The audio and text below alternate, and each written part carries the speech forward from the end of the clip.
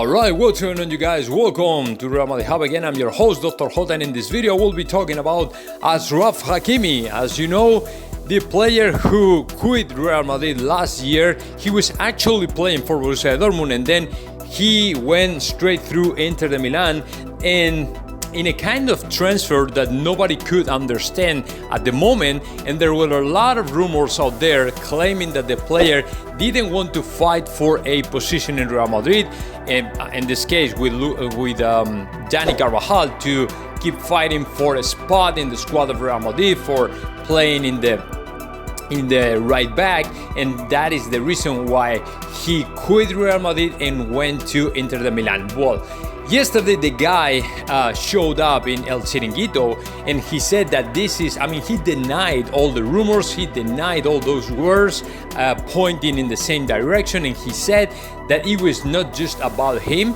it was more complicated. He didn't blame to Zidane, he didn't blame to Florentino Perez, but obviously he denied that the reason for him to leave, to quit Real Madrid, it was just because he didn't want to fight for a spot in the squad. It was not just that, it was not as simple as that. So he didn't mention any reason. He said, he hinted something like, okay, maybe the pandemic, maybe the financial crisis, maybe something like that. But of course, I wanted to go to Real Madrid. My biggest desire at that moment was to play in Real Madrid, was come back to Real Madrid, but for any reason I cannot understand, I had to go to Inter Milan, and maybe it was the pandemic, maybe it was the financial crisis or something like that, but of course it was not me. I wanted to go back to Real Madrid, but something happened and I still don't know. So in my opinion, he's telling the truth. Of course he's telling the truth, but this is a little bit more complicated because you cannot blame to Zinedine Zidane,